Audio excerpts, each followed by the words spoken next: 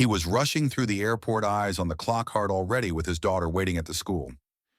He'd made a promise, one he couldn't break. Then he saw him, an old man alone, lost, limping, gripping a worn suitcase like it held the weight of his whole past. A choice stood before him: keep going or stop. Ben Carter stopped. He didn't know that simple act, helping a stranger with no expectation, would change everything. That he'd miss his flight and still arrive in time. Because someone was watching. Someone who could make the impossible happen. A private jet, a football field, a crowd frozen in silence. It all began with a quiet decision, one that carried a father farther than any ticket ever could. Because sometimes the best journeys begin when you choose to be kind. The terminal was already buzzing when Ben Carter stepped through the sliding glass doors of Denver International Airport. Dawn had just cracked open the sky, spilling warm amber across the concourse. The glass walls of the terminal shimmered in soft gold, catching the silhouettes of travelers, dragging suitcases, sipping coffee, checking phones. The place pulsed with motion pilots in pressed uniforms, children with neck pillows slung like armor, and exhausted parents trying to keep their families together between gate changes. Ben moved through it all like a man on a mission. At 6'1", with broad shoulders and hands that still bore calluses from years in the field, he looked every bit the paramedic he was.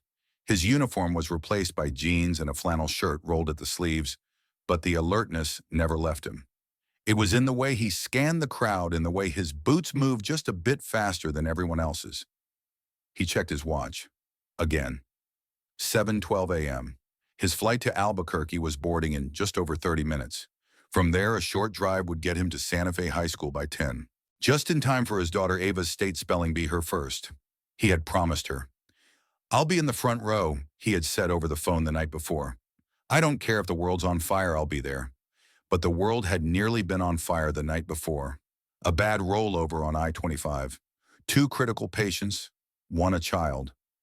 Ben had worked the trauma call until 2 a.m., refusing to hand it off to a younger medic. That was never his style. You stayed until the job was done, always. That's what made him good at it, and what made him late for too many moments at home. He hadn't slept, just went straight from the ambulance bay to his truck, then onto the airport. His limbs were heavy, his eyes dry, and his heart raced for reasons that had nothing to do with adrenaline. It was the kind of stress you didn't shake off with coffee or quiet. It lived deeper than that. He was halfway to gate A34 when he spotted him. The old man stood off to the side of a flight display monitor, staring at a ticket like it was a riddle he couldn't solve. His shoulders slumped beneath a faded army green jacket, the sleeves frayed at the cuffs. The suitcase by his side was scuffed leather, the kind you don't see anymore, brass buckles and a cracked handle held together with what looked like a strip of electrical tape. People streamed around him like a rock in a river. Some noticed, most didn't. But Ben slowed. The man turned his ticket over and over in his trembling hands, muttering to himself, as if the paper might offer an answer if he squinted hard enough. He looked up once, just a glance, his eyes glassy lost. Ben knew that look. It was the look his father used to have after the diagnosis. After the confusion started winning. After the world stopped making sense the way it used to. He clenched his jaw. His gut said move. His heart said stay. Ava's face flashed in his mind. Her smile. Her hands clutching that number tag as she stepped up to the microphone. He glanced at the overhead sign. A34, this way. Then he looked back at the old man. Ben Carter stopped. He turned on his heel, walked back, and said quietly, "Sir, do you need a hand?" Ben glanced at his watch. 7:14 a.m., 29 minutes until final boarding. He could still make it if he moved fast, maybe even grab a coffee before sprinting down the concourse. He could still keep the promise. But as he stood in front of the old man, that fragile image of his daughter began to blur, replaced by something else. A flicker, a memory, the way his father used to limp after a cold front rolled in. How he'd pretend it was nothing, brushing it off like dust. But Ben had seen it, the stiffness, the wince that came with every other step. His father had fought in Korea, never talked about it much, but sometimes in rare moments when the house was quiet and the radio was off, he'd mention names, units, men he respected, and one name had always stuck with Ben: Delaney. The old man before him now shifted his weight to the right leg with effort. A limp, not for show. the kind that time didn't let go of. "Sir, can I help you find your gate?" Ben asked again, softer this time. The old man looked up. His voice cracked like dry leaves. "Appreciate it, son. I'm trying to get to gate B17. They keep moving things around here. My legs don't keep up like they used to." Ben nodded, already adjusting course in his mind. "Let's get you there." He offered his arm, and the old man hesitated, pride a heavy thing, but eventually took it. They moved slowly, merging with the flow of travelers. Ben kept to the side, guiding him around rolling luggage and wandering toddlers. The old man's grip on his arm was firm but shaky. His eyes, though weathered, missed nothing. He scanned every sign, every face, like a soldier on patrol. "I'm Ben," he said after a moment. "Frank Delaney," the old man replied, giving a small nod. "Much obliged." Ben blinked. "Delaney. You wouldn't happen to have served—" Frank chuckled. "Green Beret. 68 through 73. Vietnam." Ben felt his steps slow. "My dad served in the early 60s. He always mentioned a Delaney. Said you trained his unit for jungle ops in Okinawa?" Frank paused, looked at him sidelong. "Name James Carter." Frank's brow creased, then softened. "Carter. Long-legged fella from Tennessee." Ben smiled. "That's him." Frank gave a low whistle. "Your old man could shoot a dime off a fence post blindfolded. He had guts, that one. I always figured he'd go far. Never forgot him." The words struck Ben in the chest harder than expected. His father had passed 3 years ago. Alzheimer's had taken most of his memories, but Frank's words brought one back to life. They continued, walking a little more slowly now as Frank caught his breath. "I'm heading to a reunion," he said. "Third one I've missed. I promised I'd make this one, even if I have to crawl to that gate." "You won't have to," Ben replied. "We've got time." Frank looked up at him and offered a tired smile. "You didn't have to stop. Not many would have." Ben shook his head. "You're wrong about that. Or maybe they're just too busy looking at the clock." Frank's grip tightened slightly. "A lot of those boys at that reunion, they're barely holding on. For some of us, this might be the last." Ben didn't speak for a while. They passed a family sitting on the floor playing cards, a businessman barking into his phone, a janitor whistling as he pushed a mop. But to Ben, it was all background noise now. What mattered was the hand on his arm, the limp beside him, and the weight of history carried in an old man's silence. They reached the escalators, and Ben stepped on first, holding Frank's elbow with quiet steadiness.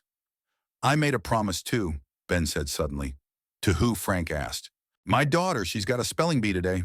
Frank smiled. "Big moment." "Yeah, I told her I'd be there, no matter what." Frank nodded, understanding deeper than words. "Then let's make sure you get there too." The escalator glided down slowly, metal stairs humming underfoot as Ben kept a steady hand on Frank's elbow. Around them, the morning crowd surged with its own rhythm, vacationers, tugging overstuffed luggage, business travelers, power walking like it was a race, and families juggling strollers, backpacks, and half-finished breakfast sandwiches. But to Ben, everything outside of this moment faded to static. The buzz, the announcements, the fluorescent glare overhead, it all dulled behind the quiet weight of a decision made. At the bottom of the escalator, Frank took a moment to steady himself. Ben could see the exhaustion in the man's face now, pale, worn, but stubbornly composed. "You doing okay?" Ben asked, eyeing the nearest bench. Frank waved him off. "If I sit, I might not get up again." Ben chuckled, but it wasn't without worry. He checked the overhead sign, Gate B17, 6 minutes walk. He checked his watch. 7:28 a.m. His own flight, Gate A34, probably already boarding. If he ran, maybe he could still make it. But one glance at Frank's limp told him otherwise. This wasn't a man who would make it to the gate alone, and Ben wasn't about to abandon him now. Not after hearing his name. Not after realizing that this weathered man had trained his father, had kept him alive long before Ben was even born. They kept walking. Frank's steps were slower now, more deliberate. Ben adjusted his pace without comment. It wasn't about rushing anymore. It was about presence. And about something his father used to say, real strength shows when you slow down, not when you speed up. "You said your daughter's got a spelling bee," Frank asked, breaking the silence. "Yeah, state finals. She's 10. Bright as they come. A little nervous, though." Frank smiled. "You nervous, too?" Ben hesitated, then nodded. Yeah, more than I want to admit. I've missed too many things. She didn't say it, but I know she's wondering if I'll show. Frank gave a soft grunt. I used to travel a lot when my boy was young. Missed his 8th birthday because I was stationed overseas. Sent a letter instead. Still have it.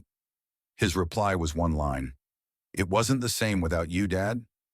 Ben swallowed hard. That hit deeper than he expected. They passed through a quiet wing of the terminal. Fewer people now, the buzz quieter. Outside, morning sun stretched across the tarmac, casting long shadows of planes waiting for takeoff. Ben saw a bench nearby. Let's take a quick break, he offered. Frank didn't argue this time. He sat heavily exhaling, as if the weight of years had settled in his bones. Ben sat beside him, elbows on his knees, glancing again at the watch. 7:35 a.m. No point in running now. Looks like I missed my flight, he said aloud, more to himself than anyone else. Frank looked over. You sure about that? Ben raised an eyebrow. Yeah, unless I've got wings. Frank chuckled, then turned serious. Some flights aren't the ones printed on a boarding pass. Ben looked over, puzzled. I mean this, Frank said, tapping the bench between them. This right here. You chose to walk with an old man instead of sprinting for a gate. That's a kind of flight, too. One most folks never take. Ben didn't know what to say, but something about the way Frank said it, like a man who had made peace with both the moments he showed up for and the ones he didn't, struck him as painfully true. They stood again. Ben grabbed Frank's suitcase without asking, gently ignoring the older man's grunt of protest. I've got it, he said. They continued walking. The gate was close now. Ahead, a line of passengers had formed the boarding sign, blinking Group 3, now boarding. You made it, Ben said with a smile. Frank looked up at the gate, then over at Ben. No, we made it. They stood there a moment, neither ready to part. Then a flight attendant spotted Frank and stepped forward. Mr. Delaney. We're ready for you. Frank nodded and turned to Ben. You're a good man, Ben Carter, he said, extending a hand. Don't let anyone tell you different. Ben shook it firm and steady. It was an honor, sir. Frank gave a small nod. Tell your daughter she's got a dad worth more than any trophy. Ben watched as Frank boarded the plane, back straight, suitcase in hand. The gate closed. The hallway emptied. Ben stood alone. He glanced again at the departure board. His flight departed, but his heart, somehow lighter than before. Ben found a seat near a window, the kind built for waiting. Wide metal arms, plastic cushions, a view of the runway, where jets rolled past like clockwork giants. He sat heavily, elbows on his knees, hands still clinging to the handle of his duffel bag, like it might anchor him to something.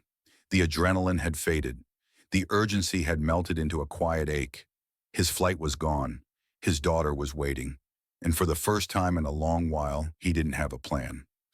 Out on the tarmac, the sun was climbing steadily into the sky, bleaching the concrete in gold. He could hear the hum of the jet engines, the low murmur of other travelers, the occasional burst of laughter from someone's phone. But in his head, it was just Ava's voice. You'll be there, right, Dad, I promise. Ben closed his eyes and let out a slow breath. He hadn't broken that promise out of laziness or distraction. He'd made a choice. A good one, he thought. The right one. But right didn't make it easier to explain. Not to a 10-year-old with bright eyes and a nervous heart. Someone sat down beside him. Ben didn't look right away. He barely registered the movement until the man cleared his throat. Excuse me, the voice said, deep and composed. You're Ben Carter, aren't you? Ben looked over. The man was in his 60s, tall and broad-shouldered, wearing a dark tailored suit that still managed to look comfortable. A silver pin, a pair of wings sat on his lapel. His posture was formal but not stiff. His eyes calm but focused. I am Ben, replied slowly. Do I know you? Not yet, the man said, extending a hand. Henry Delaney, my father's son. Ben blinked. Frank Delaney. That was my father. Henry nodded. He just boarded that flight you walked him to. Ben straightened in his seat. I didn't realize. You wouldn't have. He called me from the jet. Henry's expression softened. He doesn't call often. Doesn't ask for help. Not even from me. But this time he did.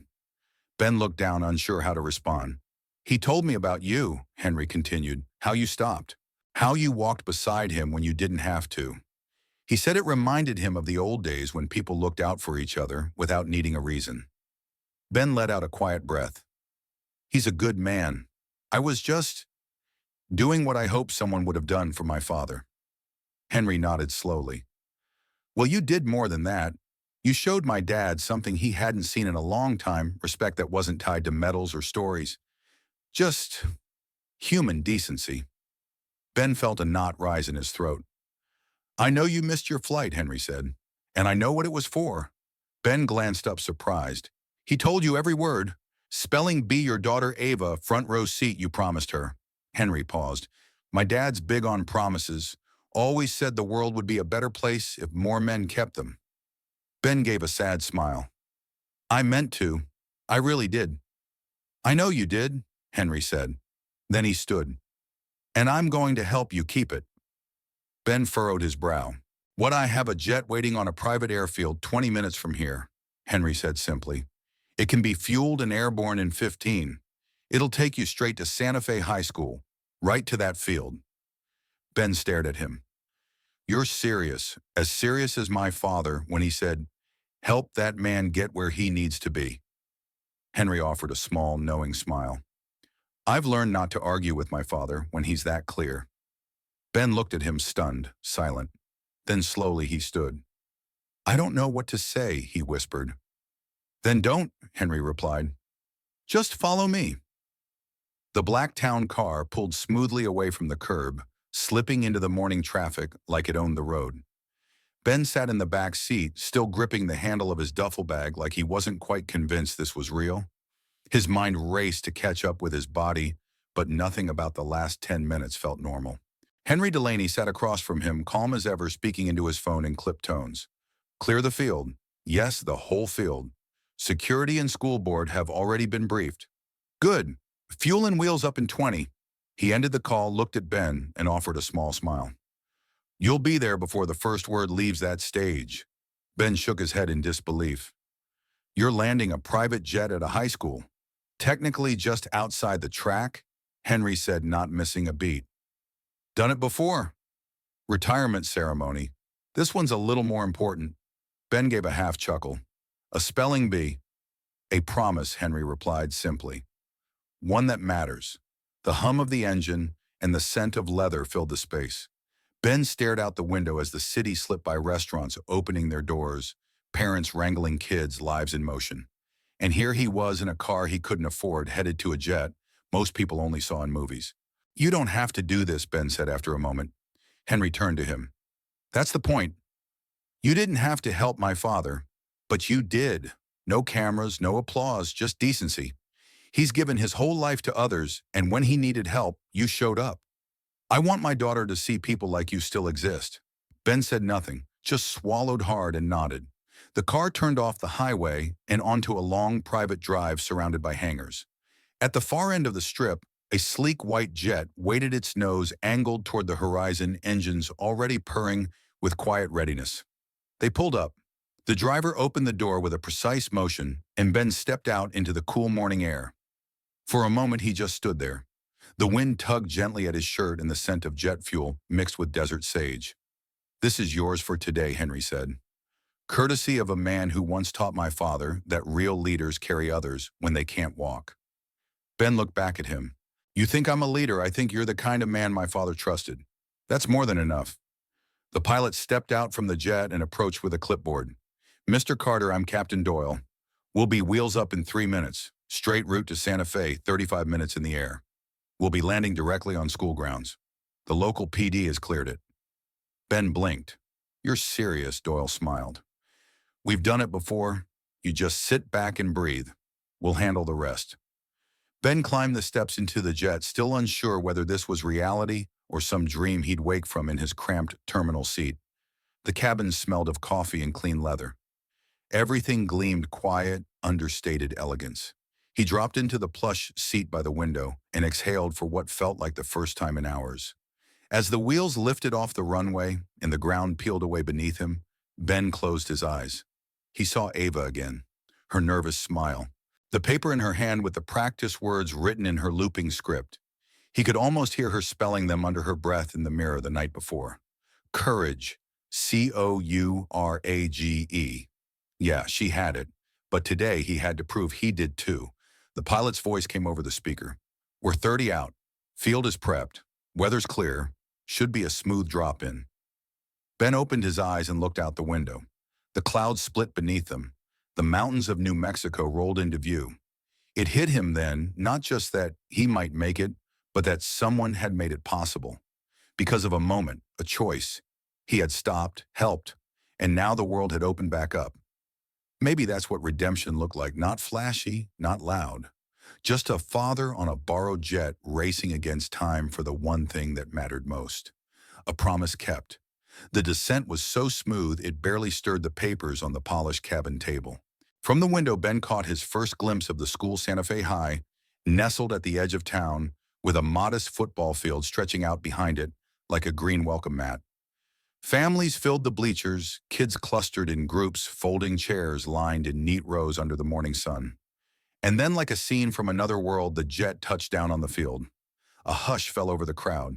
The engine's low hum cut across the field like a secret only a few understood. Teachers looked up mid-sentence. Children pointed. Phones were raised. The white jet rolled to a slow, respectful stop on the edge of the grass. The bleachers had never seen anything like it. Inside, Ben Carter stood. He adjusted the collar of his shirt and gripped his duffel bag tightly. The cabin door hissed open, and a burst of autumn air rushed in crisp and bright, carrying the faint scent of grass and hot asphalt. He stepped out onto the stairway. For a moment, the entire stadium was still. Then someone whispered, and the crowd seemed to ripple with realization. A girl in a navy blue dress froze at the edge of the stage, her cue card trembling slightly in her hand. Her mouth opened, her eyes wide. Dad Ben smiled. He moved quickly down the steps and crossed the field boots, sinking slightly into the soft turf. The noise came slowly, at first a gasp, a few scattered claps, and then it erupted. Applause broke through the silence like thunder rolling over the hills. But Ben didn't hear any of it. He only heard the sound of his daughter's breath as she sprinted toward him, arms outstretched, ponytail flying behind her like a flag. He dropped his bag and caught her in one fluid motion, lifting her up off the ground. "You made it," she whispered, tears streaking her cheeks. "I told you I would," he said, voice thick with emotion. They stayed like that for a long moment, father and daughter wrapped in something deeper than relief, something closer to grace. From the side of the field, a principal approached with cautious wonder on his face. "Sir, do you need to explain?" Ben just shook his head, still holding Ava close. No explanation needed, just a promise kept. In the stands, parents smiled. A few veterans stood and removed their hats. One elderly man near the back placed a hand on his chest and nodded slowly, like he understood exactly what had just unfolded. Ben set Ava down, resting his hands gently on her shoulders. She looked up at him, still stunned, still glowing. "You came in a jet?" she asked. He laughed. "Long story." Her smile widened. "You'll tell me later," every word he said. "But first go win that trophy." She nodded fiercely, turned on her heel, and ran back toward the stage. Ben watched her go, then turned to look at the jet behind him. Its engines were cooling, its job done. But its message lingered in the air like the smell of jet fuel and dry grass.